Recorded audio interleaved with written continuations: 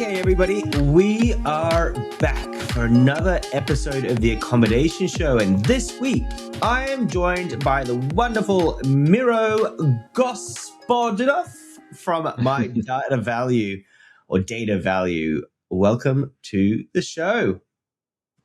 Thank you for having me, Bart. Pleasure to be here. Thanks for coming on. Thanks for staying up late. You are in, whereabouts in Europe are you? London. You're in London. So it's late for you, early in the morning for me, but we're here, which is fantastic. And it's been great because I found you through a LinkedIn post. And you're very, very active on LinkedIn and just adding value to everybody and giving them data points that they can then use in their business. And the one, you were controversial, Miro, because you posted up saying these are the top property management companies in different territories. I believe you may have done Australia. And then I got the list and I shared it around. And there were people that were missing on the list and they were not happy with you, Miro. Very sorry. But it's good because I think anyone that's listening, I do recommend that you engage with Miro because his content is really valuable. So if you're running a hotel, motel, short-term rental, and if you want to get more data, which is going to help you become a better business, he is one of the leaders in the space and doing really great things with his product. Miro, I'm going to crack straight into it. Tell us a little bit about myDataValue and what you guys are building. Yes, of course. And actually, you started with the data side. I will just mention in a sentence over there. It's been an interesting journey because we started with the data reports from countries all over the world. And it has been amazing to see so much interest. And when we share the distribution about Booking.com, which is controversial for vacation rentals, that they have most of their properties on Airbnb, but with growth of Booking.com has been a very interesting trend. However, our main product, actually, it is we're improving ranking. So we're solving the rank visibility in different platforms on Booking.com, and now we're going to be expanding to Airbnb and Expedia, and also we're going to go in the future to AI search. So what do we do is we are the only one actually that we have a fully automated way to optimize promotions and rates, which has been huge. It has hugely benefited our clients. So it's been an interesting journey so far. Yeah. Yeah. So in summary, the main sort of purpose, so we've done an episode before about ranking number one on Airbnb. This episode today, what we're going to do is talk about things that you can do practically on a day-to-day to help you rank number one on Booking.com, because that's where you guys started. It's where you've got the biggest skill set. And I guess some of these rules could be applied across different OTAs. And you guys have built a bit of a tool which sits behind that, which is going to help people automate that process. But I think through that automation of process, well, hey, you can do a lot of things manually, and there's a lot of things that you can do to actually optimize your listing to be number one on Booking.com. Before we go into how it's actually done, tell me about the results. Tell me about the difference it can make for a business if they're doing it right, if they are optimizing, or conversely, what the penalties are for not doing it correctly. That's a very good question, Bart. And again, you can do it with the tool, even if when you said that even manually, you can have huge amount of benefit doing that, because we've seen a lot of operators. And I can give an example. One of the first operators that we collaborated with, you can use a revenue management system, a data system. However, they don't push you up in the ranking. And this is where most companies, they have like a listing optimization function, channel optimization function, which is optimizing manually, changing different parameters inside the channel so you can optimize. So it's similar to Google search engine optimization. So you are trying different strategies, and then you can see, does it work or it does not. You can do that manually. It's not necessary to use even a tool. So a lot of revenue management consultants as well, they're doing that.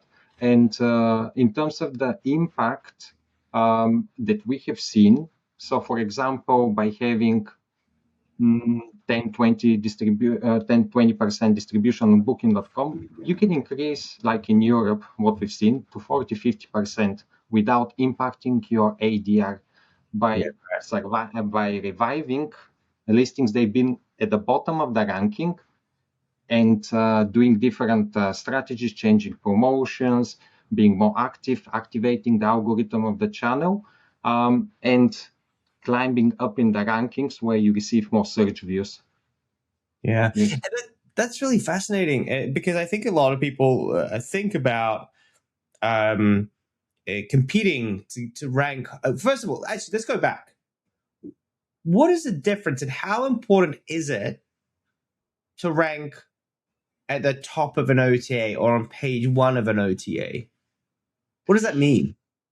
Yeah, this is a knife with two edges. So actually, you don't want to overspend as well. This that you're being at the top. Again, you can see a lot of visibility. What does it mean is, as a guest, I go search for specific length of stay, number of nights. Then I select my geolocation preference, and I'm looking at potential listings to book. And then I can see the ranking. So by you just listing in the top 10, this is increasing with over 70%, like your chance of receiving the booking. However, again, you have different factors such as, again, title, reviews. Like in booking.com, one of the most important parts is that we are as well speaking with clients, and you can do this manually. It's to aim, this is the absolute minimum of 3 reviews. This is unlocking a lot of strategies that you can do inside the channel, inside booking.com. And again, not to go below 7 review score, because this is limiting a lot of your options. And if you go below 7, then it's like below 4 on Airbnb. It becomes very challenging. Yeah. So from what you're saying is you're going to get 70% more bookings, or you get 70% more click-throughs if you are ranking towards the top. And I think a great analogy for me is that if you're on Google and if you're not on page one, you're not going to get any of the traffic, right? And that's even become worse nowadays because they've stuffed the top full of all the sponsored results. So you really have to be kind of in the top 3 to get any chance of anyone clicking on a link. And what's interesting is that as we're moving into the world of AI and all that kind of stuff, ranking number 1 will kind of almost disappear because it won't work like that anymore. But right now, when we think about an OTA, there's this opportunity, there's this nirvana space of, hey, hold on, how do you get your property to climb up the rankings so that you make sure that when someone has searched, you're one of the first results that actually comes up? Because I guess people are more likely to click on those top results rather than scroll through the different pages. Yes, of course. And equally important, like on booking.com, is the same is with the AI search. When booking.com integrates with ChatGPT, they use the marketplace. They again use their default algorithm that it's part of the filtering of booking.com, which is, again, you're going to benefit from that as well. And also with booking.com, it's quite interesting opportunity because actually you have a lot of hotels that they're attracting a lot of volume of guests, with exception of US, North America, and a bit of South America. Booking.com, it's the number 1 OTA, which is like you're not being on Google. This is a huge opportunity for your business. And there is one more part. There is also like the billboard effect. When you mention like being at the top, it's as a revenue management strategy. Even if you don't want to be extremely competitive, you're still benefiting being in the different channels. And even though there are a lot of operators that they have a strategy to exclude some of the OTAs, they're spending billions on marketing where actually you can benefit.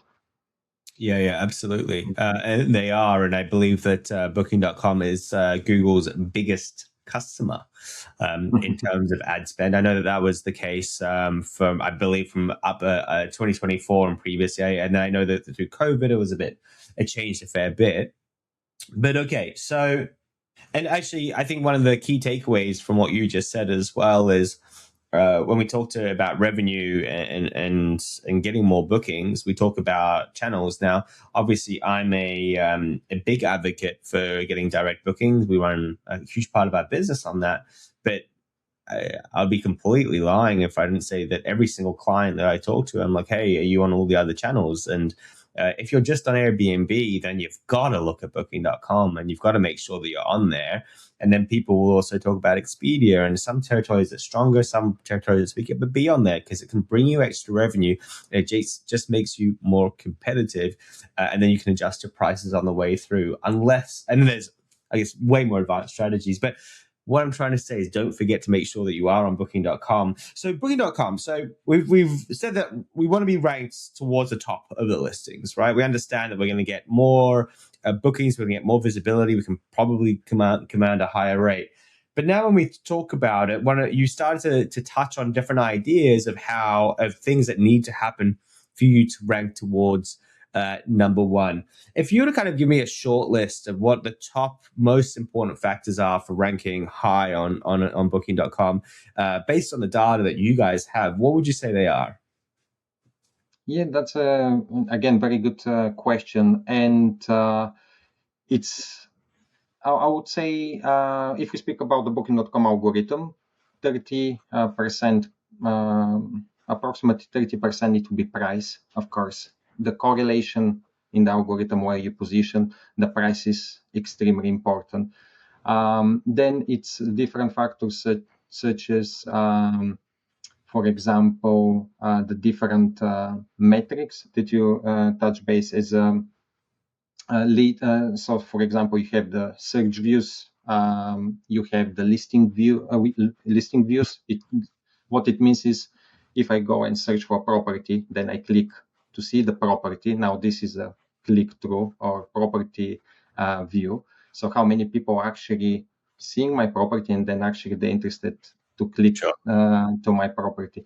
And then you have, of course, the conversion. It's a luck indicator. It's something that you don't control proactively, but actually it measures well how actually you are doing. But coming back to the different parts of the algorithm, promotions. The promotions are very, very big part. So they are non-linear. What does it mean is that it's not just a certain percentage, for example, 50, 60, 30. Mm-hmm. They are changing for different locations, for different market and competitors. And by you applying at the right time, those promotions, this is providing you with consistent and short boosts. So this is very important. And this is the part where most of the operators are missing quite a lot of from their revenue. You can easily improve with at least 20 to 30%. Again, if you're not using already very advanced strategies by applying this consistently. And then it's coming the different parts of the algorithm that we don't see. So, for example, from the Booking.com site, you have around 30% how the guest is behaving on the platform. So, how they what they click. Airbnb, it's more strict in terms of the algorithm. It's machine learning like a black box. It's constantly adapting and it's very unpredictable to some extent. However, Booking.com is more consistent, and that's why a lot of professional operators and hotels they prefer Booking.com because they have more reliable and stable platform for their partners and listings being advertised on it. So when you pay more commission, when you have a bigger listing, this is contributing as well 5 to 10% in terms of consistency. And on Booking.com, you have another 20% additional. For example, you have preferred. I know I'm going a little bit, but this is potentially very interesting part and very practical. So, for example, preferred is you're guaranteed you're in the 70%. Again, in the specific geolocation, you're paying higher commission. And then you have preferred plus, where you can be in the top 10% if you're qualifying for that. And then you have the genius part. It's from Genius level 1 to Genius level 3. And here, this is maybe the most challenging part that we've seen for all the operators, because this is where you can spend a lot of money for commission and you don't actually understand what is the best setup. And you can easily spend additional 10, 20% on commission without impacting your properties, because you have two different strategies. When you pay more commission, you are immediately going to the hundreds of millions Genius level members. However, your prices are, it's being discounted, because the higher the level, if you are level 1, you pay 10%, if you are level 2, 15, and level 3, it's 20%. And you have dynamic pricing as well, which is on top of that additional fee. What we have seen is that it's better to have full control on your price before you start going with advanced strategy, just to understand how you compare with different properties, and you're able to sell while you control your end price. This is maybe the biggest challenge with Booking.com, and that's why a lot of vacation rental operators don't like a lot if they're not ex-Booking.com. Because it's so complex, right? And like what you've just said is that there's so many different triggers and variables that you can pull to try to impact where you're ranking. And so what we're effectively saying, folks, is that one is all about having good reviews and having a property, but if you don't have a great ranking, you're going to struggle to get bookings regardless, because you do need to be in that top pack for people to actually book. Then you've got you can do promotions, you can do the Genius program, and then also you can do listing optimization, right, which affects conversion, right? So if we look at the different parts of the funnel that you were talking about, it's so people actually seeing the listing, clicking on the listing, and then going through and converting, right? You've got all these different variables that come in. But the one thing that you said, which is important, I want to go back to it because it might have got lost for people, is you said it's the platform which is most consistent. And I remember we talked about this a few weeks ago before Christmas, and I was saying to you, well, how do you know what changes you're making are actually real and they're not? Did you go up in ranking because you applied a discount, or did you go up in ranking just because other people went down, or your price was different, or other factors? And with a platform and that's where Google SEO can be really hard, because sometimes you don't know why you've ranked higher. You assume it's this kind of joint behavior of everything together. But I think that for Booking.com, as far as we understand, it's a lot more flat. And hey, if you reduce price here, then it should impact that. And that's what you were saying to me. Have I got this right? Yes, 100%. And as you mentioned, you have these levers. So having as well the lead KPI in terms of what can you do proactively to actually track those changes. Because if you think about it, the most important part for every single operator, it is how can I obviously get more visibility, pay the least, and get more bookings. And actually, when you do different changes, we can see with a lot of operators is, especially Booking.com, you can do over 1,000 different combinations between each other. I mean, very practical tip is to have a consistent strategy. Even you can place that into a spreadsheet. Just record every week different changes that you are making and see, okay, how this has impacted different metrics that are very, very important for you. It could be very basic. It could be just conversion. We've seen the biggest correlation and the most useful being ranking in terms of the search results, because then it tells you proactively when you start doing changes, okay, are they positive or negative? So this is and this is actually for every single channel, but Booking.com and as well Expedia, they have a lot of options, and understanding what changes you make that are making positive impact by adjusting for the market volatility. This is the $1 million question, essentially, that can yield the biggest result. But again, not overkilling, because you're a complete expert in terms of Google SEO. Mm-hmm. It's very easy to overkill and go extremely advanced as well. Yeah. That's fascinating. One of the things that you said, which I'm not sure I think so, let's give people a bit of a practical strategy. So, of course, they can plug into a piece of software like yours, but we'll break down what you guys actually do for them, which and they can choose to do it themselves or not. So, what we're doing, right, is we're getting a spreadsheet, right? Let's talk about this spreadsheet idea. And we're saying we're measuring conversions and we're measuring ranking. It's the two things that you said that you can measure. So when we're measuring ranking, what we would do is we would do a search for our area and we'd see where our property ranks for a particular date range. We'll go and would make a change. So we'd reduce the price, for example. We might increase the price. We might introduce a promotion. We might change the title or description. And then we're going to see how that impacts our ranking. So we're going to see whether we're exactly the same search. We'll do it every day or every few days. And we're going to have a look and see how far up we've gone up and how far we've gone down based on the changes that we've made. And we hope that no one else has made any changes to so there's no extra variables, but conceptually that's what we're talking about. One thing that you said, Miro, which is I was surprised by, you said, oh, maybe do this every week. I've thought that this would be an activity that you want to do every day to really understand those changes and whether the changes that you've made have had any real impact. Yes, ideally, you would like to do it even more frequent than that, but it takes a lot of time and resources when you do that manually. It becomes very time consuming, especially if you have over 100 properties listings. This requires more than one full-time position for you to see. And in terms of the spreadsheet that you mentioned, I would just complement, actually take a snapshot of your strategy in booking.com. So just a basic calculator. In booking.com, you have 3 different stacks that they determine your final price for your property. So these 3 different stacks that they are like deep deals, campaign promotions, and then portfolio and targeting deals.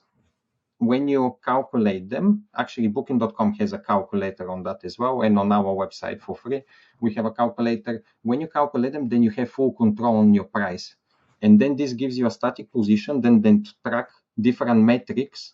For example, as you said, it could be a weekly, it could be a daily, depending on the capacity that you have, because then you don't want to create a lot of work for you and for your team.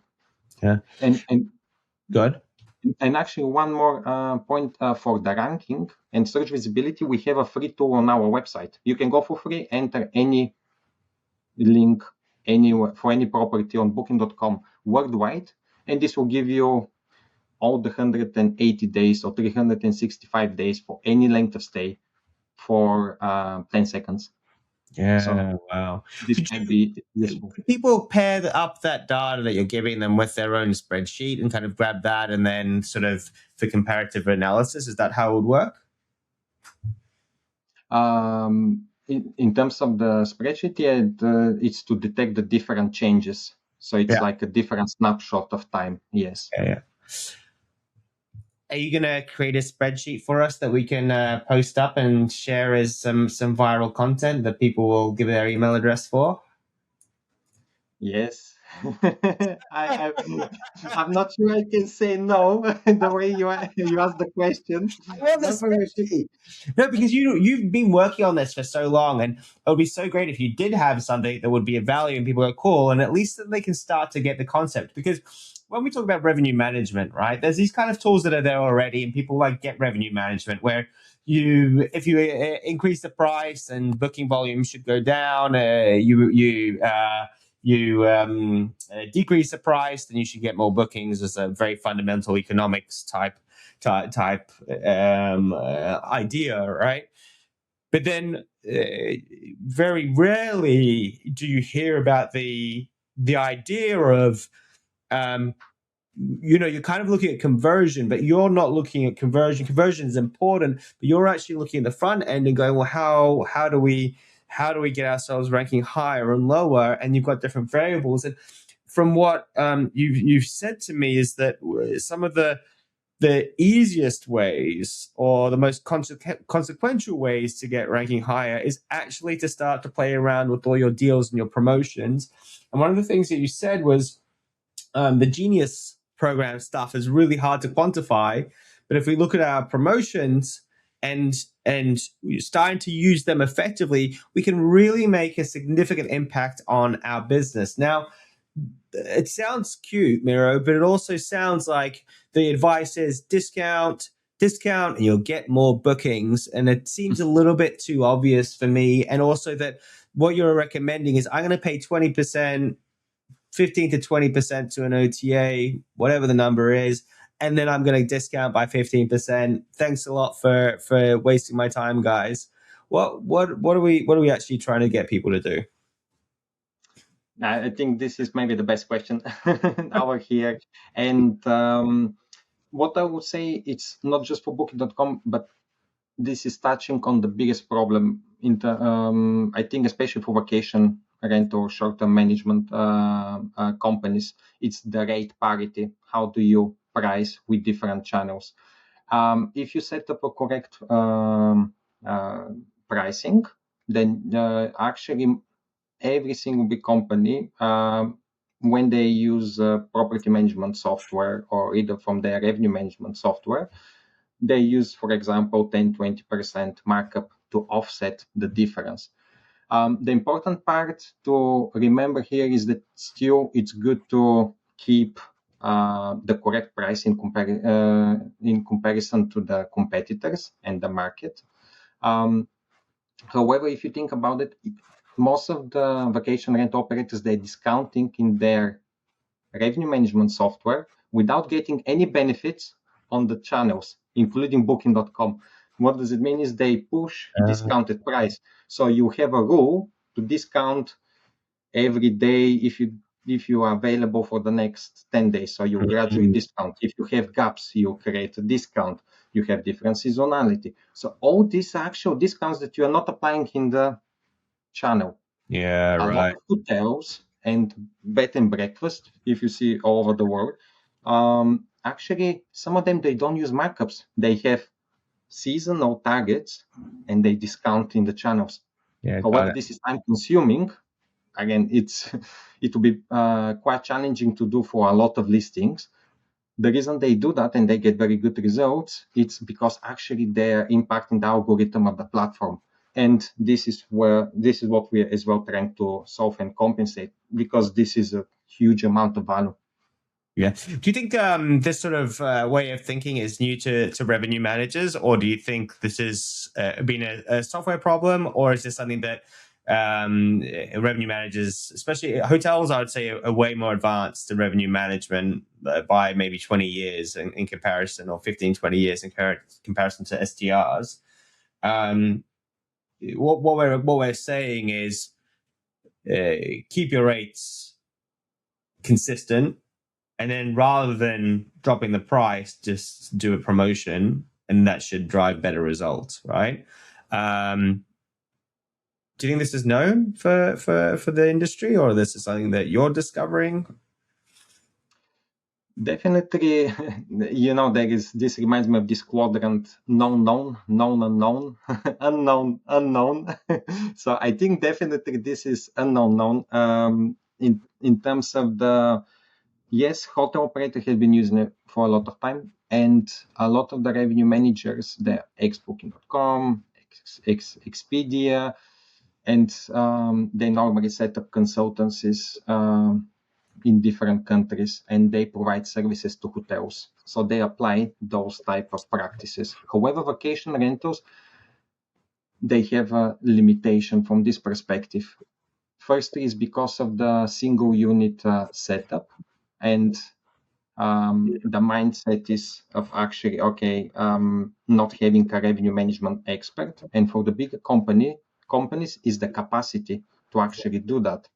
This is very challenging. Even I think this is done based on my knowledge, like to enterprise level hotel revenue management softwares, where you can see the complete supply and demand, but you need a lot of expertise. And normally you're going to do that for just a few listings. Sure.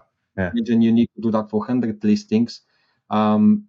First, you don't have the software, which is a big limitation, but also it's the mindset and to be able to test iteratively, regardless being on a spreadsheet, taking a snapshot or semi-automatically.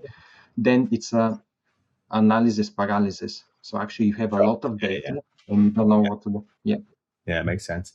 All right, cool. We're coming towards the end of the episode, Miro, so I'm going to push us through. So the next few questions, they're going to be quick fire questions, because we've got probably about 2 to 3 minutes to get through a few concepts. We talked about getting ranking number 1 on booking.com, and there's different strategies that we can do. You talked about weighting. So I want everyone to go back to those different ideas of weighting and things that they can do to improve those different parts as they go. Regularity of updates. So if we're going and changing the property description on a regular basis, will that impact our ranking? Yes, it will be impact, but it's part of the algorithm that we discussed. There is another maybe over 20 different factors, which you have: listing description. You have the foundation of the pyramid is the pricing, channel optimization, and then is the listing optimization, which is still critical, but then it can be argued how valuable it is if it's more than once. Got it. What are the common mistakes that reduce the rankings and the revenue on an OTA? This is a very good question. Rate parity is the biggest problem that we already discussed. We see that over and over again. This is maybe with 95% of the operators, and the complexity comes in when you have more listings. Can you, for those that don't know what rate parity means, in the context of what you're saying, what are we talking about? To have consistent prices and also rate plans, let's say Airbnb and Booking.com, the non-refundable plan matches with the non-refundable plan. The refundable parent plan matches with the parent plan. You have similar or ideally the same cancellation policies. This means that now you can, in a stable way, test and benchmark which channel perform for you, because we constantly see there is a preference between one or another, and there is not the capacity, the revenue management capacity actually to equalize that. So do you believe that the OTAs are watching each other and could potentially penalize you for having a higher rate on their platform as opposed to another one? We're working with quite a lot of listings and operators, from hotels to individual properties. For multi-units, very likely. For vacation rentals, it's coming up. They can see it, but it's not a priority, as big a priority for them because of the size. Got it. My last quick fire question. AI is coming in the way that we do things from a consumer behavior perspective, and I just want to talk generally about it rather than what we're being sold as going to be that next thing. What do you think people are going to be doing in terms of booking accommodation in the future? Yeah, this is potentially, of course, because by software, the most exciting part, which is a bit futuristic, but actually it is available at the moment. It is the AI agentic workflows.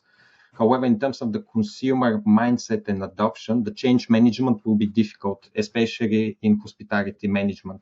So it's very important to make it fully transparent, having a strong guardrails to limit exactly what they can do, and to leverage on the AI, and especially now AI agents for workflows that they can deliver very visible value, revenue, cost efficiency, and not to go for AGI, which is the hyped word, but this is further down the road. But the value, to show immediately the value and the control. Yeah, I love it. Any final tips for people before we say goodbye? Yeah, of course. I will just iterate one more time. Definitely, if you're interested in revenue management and you would like to improve your listings, and this is again for Booking.com, but for the rest of the channels, make sure you have this strong foundation where actually you can see and to try to understand what is the value between the different softwares, what is the return on investment for them, because vacation rentals has very tight budget. So you want to make sure that you have softwares that they're adding transparent value to your stack. This is maybe the biggest challenge. and you don't want to overlay for the sake of overlaying code because there is an AI word in the software. So having the solid foundation in terms of, okay, you have the PMS, the revenue management software, and then definitely invest time in having either professional consultancy, either manually doing that to track this channel optimization. And then, of course, even though I would say the listing optimization is at the top, listing optimization, it's super important. Even if you don't change that frequently, to have very good listing quality, photos, descriptions, titles. And even if you do that one off, but you do that very, very well, you still be better off than 90% of the people out there. So I'm definitely will deliver results. First step, listen to the show. Second step, do a bit of it, and you're ahead of everyone else. Miro, thank you so much. I really appreciate you coming onto the show and sharing your insights and tips. And what I like about Miro, folks, is we didn't really know each other, and I got to start off by having a little dig around the background of what he's building, what he's working on. And if anything else, or if nothing else, he knows an awful lot. It's really interesting, some of the insights and things that he'll bring up. And the other great thing about Miro is that you can really push him and ask him questions that might not be comfortable, and he'll say, well, okay, cool, and then he'll work with you to figure it out, which is great. And that's the kind of partner that you want. And I think that the way that he's building his business is not, even though it's kind of software as a service, it's more in partnership, because you guys are actively looking at issues, and you're also trying to solve the impossible, because when you finally solve the equation, Miro, the goalposts will move, because the platforms will move and the game changes and AI comes in. So you will be very busy for the future. Now, folks, if you are tuned into the episode on Spotify or on the podcast, and leave us a review, it does make a difference. I saw some stats the other day about how many people are sharing the episode and how many people are engaging with it. And we're actually in the top 5% in the world, which is really impressive. On YouTube, give us a subscribe. We're over 1,000 subscribers. I think 80% of you haven't hit that button. It's really simple. It's in the middle of your screen. Miro, what's the best way for people to maintain contact with myDataValue? Is it with you directly, or just jump onto the website? What's the best way for people to engage with you and your work? Thank you for that, Bart. It's our website, myDataValue.com. You can find all the free resources that we spoke about, and also how to get in touch with me. So you can ask any question. I'm very open. Or on LinkedIn. Yeah, folks. And if you don't see that spreadsheet, then make sure that you send messages to Miro directly and say, hey, where's the spreadsheet? And then as soon as I get it, I'll put it on the bottom of the episode. Miro, you're awesome, mate. Thank you so much. I wish you a really good rest of the day. Thank you. Thank you very much for having me. Pleasure speaking with you, Bart. Cheers.